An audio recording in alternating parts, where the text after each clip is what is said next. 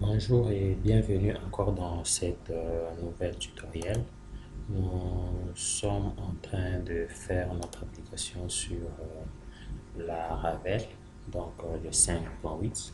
Et comme nous avons promis, après avoir créé des sites de migration, tout ça, notre objectif c'est de pouvoir créer aujourd'hui, de pouvoir créer la page login qui fonctionne avec des authentifications normales. Alors, ce qui est beaucoup mieux, nous allons commencer par euh, créer nos, notre contrôleur. Euh, le contrôleur. Le contrôleur est déjà créé. Ok, le contrôleur est déjà créé, c'est le contrôleur login.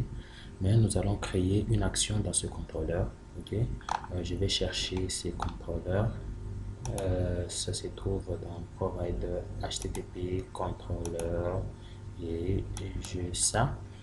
En fait, ici, je vais devoir créer une action que je vais appeler par exemple connect. Ok, je vais dire c'est une action que je vais appeler connect. Connect. Et puis, lui, il va pas me retourner, c'est ça, une vie post, il va me retourner autre chose. C'est ça, une vie post. Alors, j'ai un connect, je pars dans web. Alors, je vais ouvrir ma page login qui se trouve dans view, dans, ok, voilà. Ok, je viens dans, ici, je vais créer une route, ok, sur laquelle je vais appliquer donc les posts. Parce que mon formulaire, ça fait le post. Quand vous regardez bien, j'ai un form, ok, action sur cette route, ok, sur la route qui s'appelle login. Et il fait la méthode du post, ok. Et c'est ce que je vais faire. Je fais cette action-là, ok, qui se trouve sur la page login. Et je peux essayer de copier tout ça. C'est parce que c'est la même chose, parce que la même chose. Je vais copier tout ça et je vais le mettre là. Et là, je vais changer, je vais mettre cette action connect. Ok. Je vais changer, je vais mettre cette action connect. CTRL V. Voilà. Donc, j'ai créé la route. Quand je veux appuyer sur submit, je vais appuyer sur submit, il va aller sur cette route. En fait, c'est ça le nom de ma route qui est login. Ok. Alors, comme il y a deux logins, il y a le get et le post. Le get, c'est celui-ci qui nous permet de nous retourner la page index, la vue index. Mais l'autre, le post, quand je vais cliquer sur submit, il ne va pas partir sur le get, mais il va partir sur le post parce qu'il y a une méthode post qui est là. Alors, la chose, autre chose à faire, il faut que je puisse mettre un champ de sécurité qui est le CSRF. Ok, ce CSRF, c'est ce champ que la Ravel nous permet de mettre pour ces tokens à lui. Ok, je vais mettre le CSRF underscore field. Ok, underscore field. Ce champ, c'est un champ de la Ravel. Donc, quand par exemple nous allons venir ici exécuter, vous allez voir que c'est vraiment un champ CSRF qui a un token. Ok, nous allons actualiser. Espérons que je n'ai pas arrêté. Ok, nous allons aller sur View et vous allez voir ce champ token. Il est là, le token. Ok, c'est un input idem qui est idem, mais je peux même le mettre comme ça. Ok, les idem du type token. Voilà. Et je vais continuer. Alors, à ce niveau, qu'est-ce que nous allons faire? Quand nous validons, j'aimerais que quand nous validons, que nous puissions vérifier certaines erreurs. Ok. Et pour cela, nous allons utiliser des request forms. Ok. Des request forms, nous allons les créer avec vous, seulement ici. Donc, nous allons commencer le CLS. je vais utiliser un request form, c'est pour me permettre de mettre certaines contraintes. Ok, par exemple, si le champ est vide, le champ doit contenir autant de caractères. Alors ça, c'est dans le request form que je dois faire cela. Ok, c'est plus simple et c'est beau. Alors, ça me permet aussi de diminuer aussi beaucoup de nombre de codes. Alors, beaucoup de lignes de code. Alors, je vais faire plus vite, artisan code. Beaucoup plus parler, je vais faire make deux points request. Je vais mettre l'un de ma request, ça sera login. Ok, login request. Ok. Quand je valide, il va me créer un login request et les requests vous les trouvez au niveau de app. Ils sont là au niveau de app. Il se trouve encore où request, donc au niveau de app http request. Ok, j'ai mon request qui est là. Alors c'est à l'intérieur que je vais devoir mettre mes champs. Ok, alors je vais devoir spécifier mes champs en disant je prends le nom du champ. Ok, je vais devoir prendre le nom du champ et aller avec ça là-bas. Je dis ok, toi tu seras required, par exemple required. Ok, donc ce champ est obligatoire. Je pars, je prends encore un autre champ, c'est le champ password, il est aussi obligatoire. Le champ password est aussi obligatoire. Le champ password est aussi obligatoire. Required, j'espère que j'écris ça très bien. Required. Ok, ce champ est totalement obligatoire. Alors, pour ça, je vais devoir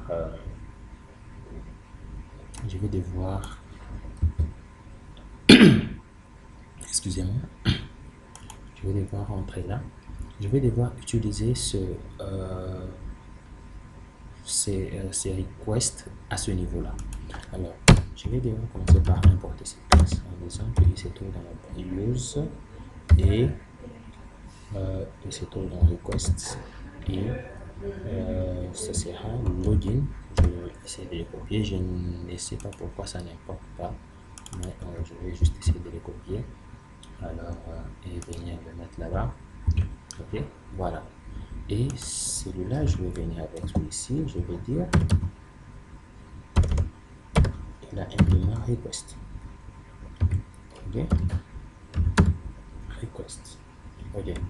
Qu'est-ce que fait ces messieurs? Ces messieurs, il fait quoi? Quand vous appliquez et qu'il trouve des erreurs, il vous redirige sur la même page, ok, mais avec des erreurs. Donc vous mettez comme ça, il vous redirige sur la même page, mais avec des erreurs. C'est comme ça que nous allons procéder. Donc il va vous rediriger sur la même page, mais avec quoi? Avec des erreurs. Voilà. Nous avons beaucoup répété cette phrase. C'était important que ça sorte comme ça. Ok, nous disions que ça va te retourner sur la même page. Ok, et voyons voir, nous allons essayer de tester ça pour vous montrer. Il faut toujours pour prouver ça, il faut toujours démontrer.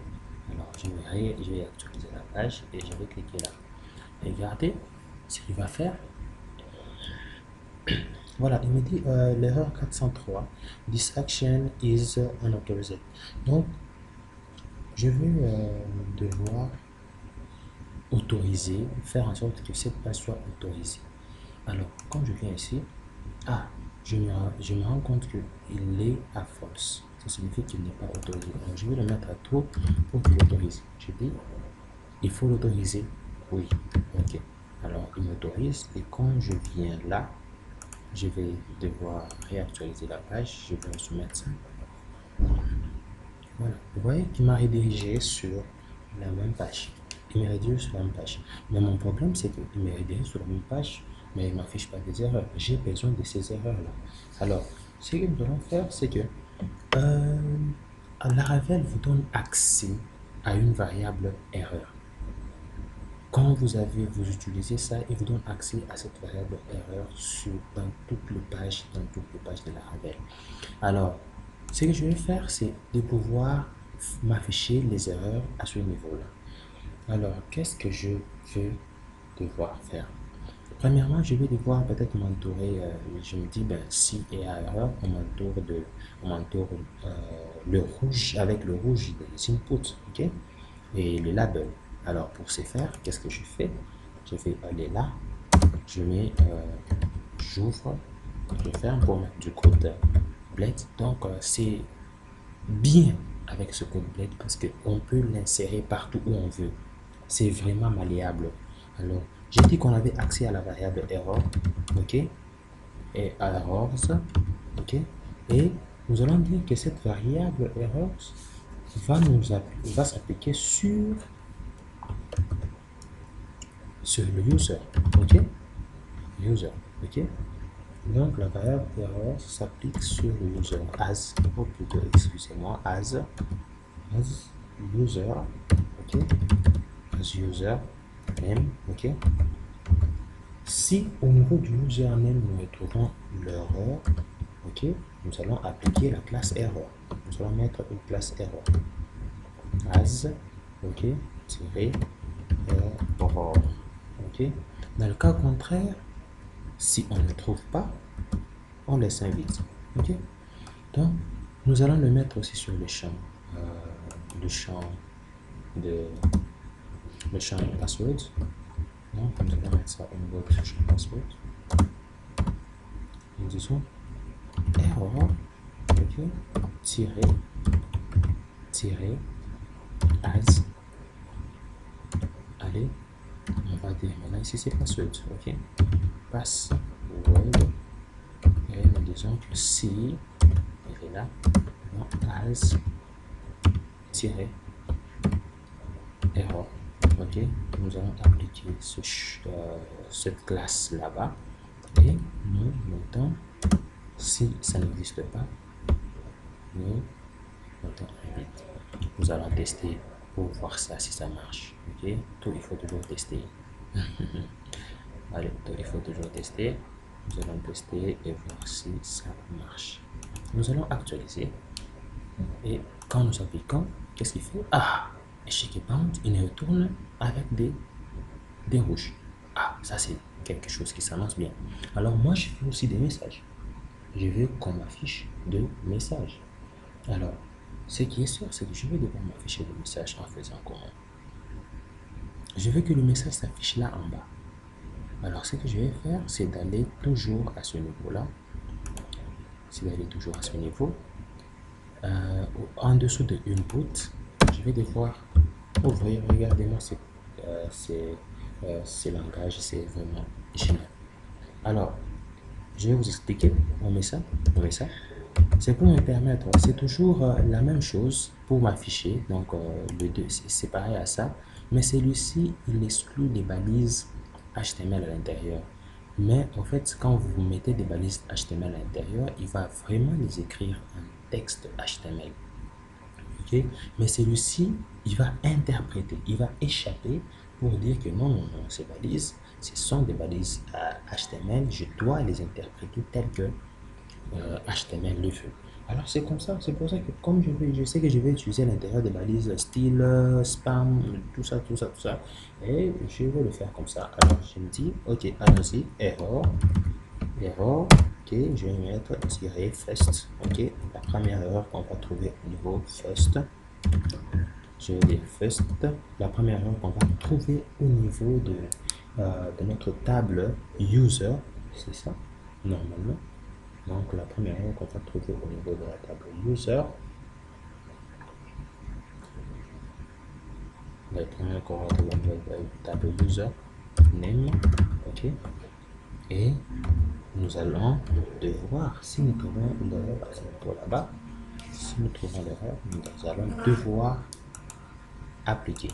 Excusez-moi pour les interruptions, j'ai dit que je suis en train de travailler, je suis au boulot, alors j'ai fait ce tutoriel, je suis au boulot, c'est compliqué. Ok, d'accord, nous allons continuer. User, ok, user, je vais devoir mettre la balise à l'intérieur. Comme je vous ai dit, c'est pour le signe d'attention là, c'est pour qu'il puisse les signes d'exclamation, c'est pour qu'il puisse échapper cette balise ici, spam. Ok, je vais fermer cette balise, je vais fermer cette balise, spam. Ok, je veux dire que à l'intérieur, je veux que tu puisses me mettre premièrement une classe. Ok, c'est une classe danger text tiré danger. Ok, c'est une classe. Okay. Je vais utiliser le glyphicon de Bootstrap. Ok, ça il faut aller lire ça au niveau de Bootstrap, vous pouvez trouver ça. Moi je vais quand même l'écrire. Je vais mettre classe, je vais utiliser la classe je vais la classe de ce glyphicon, je vais mettre ainsi, par exemple un signe d'exclamation d'attention, donc pour faire comme un warning. Pour ça, je veux juste utiliser le favicon. Donc, fa, ok, tiré, exclamation. Si vous vous rappelez, j'ai pu insérer le favicon au tout début dans notre en-tête là. Vous le voyez, il est là. C'est pour ça que j'arrive à l'utiliser ici. Ok, ok, exclamation, un triangle. Ok, j'espère que je l'ai bien écrit et je veux lui donner maintenant du texte. Excusez-moi, je suis un peu enrhumé. Excusez-moi, je suis enrhumé.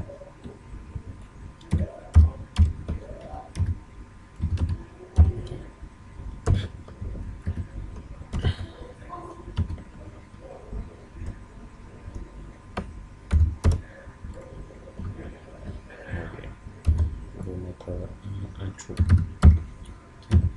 Alors, là, à l'intérieur, au niveau des spams, je vais mettre maintenant un message pour lui dire deux points